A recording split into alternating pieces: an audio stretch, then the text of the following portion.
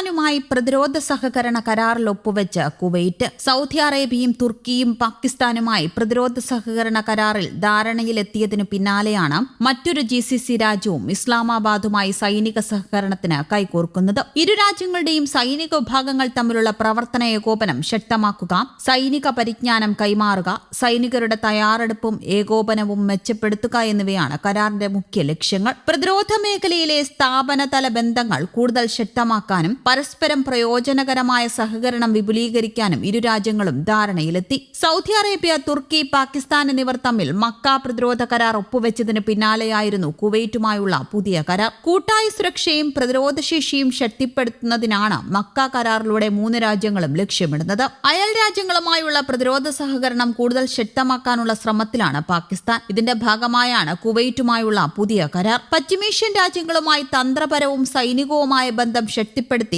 സുരക്ഷാ പങ്കാളിയായി മാറാനുള്ള ശ്രമത്തിലാണ് പാകിസ്ഥാൻ. സൗദി അറേബ്യ, കുവൈറ്റ് തുടങ്ങിയ ഗൾഫ് രാജ്യങ്ങളുമായി പാകിസ്ഥാന് നേരത്തെ തന്നെ ദീർഘകാല സൈനിക ബന്ധമുണ്ട്. ഇന്ത്യയുമായി സംഘർഷം തുടരുന്നതിനിടെയാണ് പാകിസ്ഥാൻ GCC രാജ്യങ്ങളുമായി പ്രതിരോധ കരാറുകളിൽ ഏർപ്പെടുന്നത്. പ്രോട്ടോകോൾ എഗ്രിമെന്റ് 2026 എന്ന പേരിലുള്ള കരാറാണ് ഇരു രാജ്യങ്ങളും ഒപ്പുവെച്ചിരിക്കുന്നത്. കുവൈറ്റിന്റെ സൈനിക മേധാവി ലഫ്റ്റനന്റ് ജനറൽ ഖാലിദ് അൽ ഷെരിയാനും സന്നിഹിതനായിരുന്നു. പശ്ചിമേഷ്യയിലെ സഹകരണങ്ങൾ ഉൾപ്പെടെ ഇരു മന്ത്രിമാരും ഉദ്യോഗസ്ഥരും ചർച്ച ചെയ്തു. പ്രതിരോധ സഹകരണം ശക്തമാക്കാനും സുരക്ഷാ കാര്യങ്ങളിൽ ചേർന്ന് പ്രവർത്തിക്കാനും തീരുമാനിച്ചു. ഇറാന്റെ ശക്തമായ ആക്രമണം നേരിട്ട രാജ്യമാണ് കുവൈറ്റ്. പാകിസ്ഥാനും കുവൈറ്റും തമ്മിൽ നേരത്തെ സൈനിക സഹകരണം നിലവിലുണ്ട്. 2023 പ്രതിരോധ സഹകരണ കരാർ ഒപ്പുവെച്ചിരുന്നു. ഇതിന്റെ തുടർ കരാറാണ് ഇപ്പോൾ ഒപ്പുവെച്ചത്. സൈനിക പരിശീലനം, ശേഷി വർദ്ധിപ്പിക്കൽ, അതിർത്തിയിലെ ഇടപെടൽ, സൈനിക സഹകരണം എന്നിവയെല്ലാം കരാറിന്റെ ഭാഗമാണ്. പാകിസ്ഥാൻ സൈനിക മേധാവി അസീം മുനീർ കുവൈറ്റിൽ നിന്നുള്ള സംഘവുമായി സൈനിക ആസ്ഥാനത്ത് പ്രത്യേകം ചർച്ച നടത്തി. പാകിസ്ഥാനും സൗദിയും തുർക്കിയും അടുത്തിടെ മക്ക പ്രതിരോധ കരാർ ഒപ്പുവെച്ചിരുന്നു.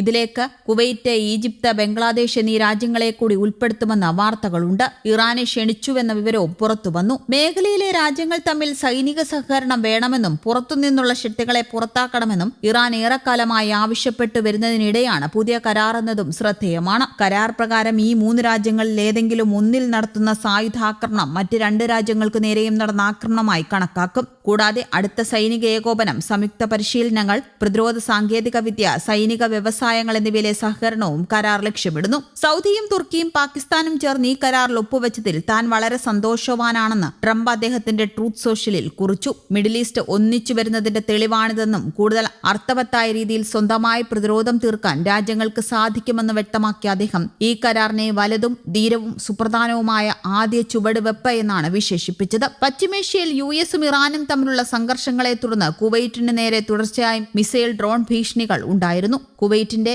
ആകാശപരിധിയിൽ ഇത്തരത്തിലുള്ള നിരവധി ഡ്രോണുകളും ബാലിസ്റ്റിക് മിസൈലുകളും അടുത്തിടെ തടയേണ്ടി വന്നിട്ടുണ്ട്. ഈ സാഹചര്യത്തിലാണ് പ്രതിരോധ സൈനിക സംവിധാനങ്ങൾ ശക്തമാക്കാൻ കുവൈറ്റ് പാകിസ്ഥാന്റെ സഹായം തേടുന്നത്. സൈനിക സഹകരണത്തിനൊപ്പം പാകിസ്ഥാൻ കുവൈറ്റിൽ നിന്ന് അടിയന്തര ഊർജ്ജ നിക്ഷേപങ്ങളും ഇന്ധന സുരക്ഷയുമാണ് ലക്ഷ്യമിടുന്നത്. ഈ സൈനിക പങ്കാളിത്തം വഴി ഗൾഫ് രാജ്യങ്ങളിൽ നിന്നുള്ള വലിയ സാമ്പത്തിക നിക്ഷേപങ്ങൾ രാജ്യത്തേക്ക് ആകർഷിക്കാൻ പാകിസ്ഥാൻ ശ്രമിക്കുന്നുമുണ്ട്. News desk, Kerala Kaumudi.